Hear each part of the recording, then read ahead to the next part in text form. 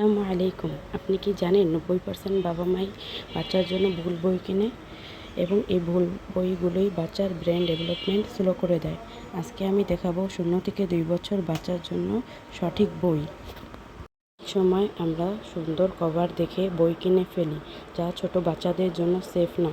এতে harmful material থাকে যা বাচ্চার স্কিনে ক্ষতি করতে পারে। চলুন দেখে নিই কী ধরনের বই বাচ্চার জন্য সেফ। ধরনের বই বাচ্চার জন্য কেনা উচিত, চলুন দেখে নিই। প্রথমত, সফট ক্লথ বুক, যা কাগজের তৈরি নয়, এটি কাপড়ের তৈরি, যা বাচ্চারা মুখে দিলে কোনো রকমের ক্ষতি হবে না এবং স্কিনও কোনো রকমের ড্যামেজ করে না। বাচ্চাদের জন্য এটি বেস্ট একটি বই। প্রতিটি বাবা মায়ের এই ধরনের বই কেনা উচিত। এগুলো আরও কালারফুল পাওয়া যায়।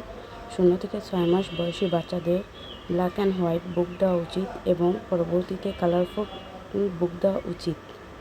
দ্বিতীয়ত, যে বইগুলো প্রতিটা বাচ্চাদের দেওয়া উচিত সেগুলো হলো পাতার বুক।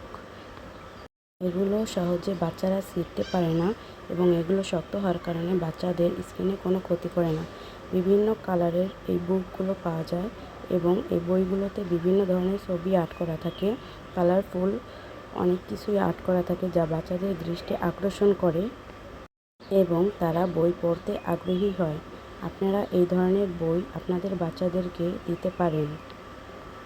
এতে বিভিন্ন ধরনের শব্দার্থ আছে এবং সব ছবি আকারে আছে, যা বাচ্চাদের সব কিছু সহজে শেখাতে সহায়তা করে। এই ধরনের বই বাচ্চাদের ব্রেন দ্রুত ডেভেলপমেন্ট হতে সহায়তা করে।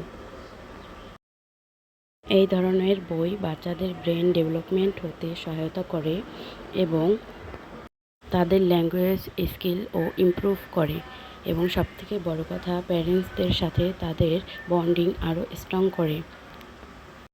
প্রতিদিন অন্তত 10 মিনিট বাচ্চাদের সাথে বই পড়ুন। এতে বাচ্চাদের ভালো অভ্যাস গড়ে তুলবে এবং ভুল বই কেনা থেকে বিরত থাকুন। আপনার বাচ্চার জন্য সঠিক বইটি বাছাই করুন।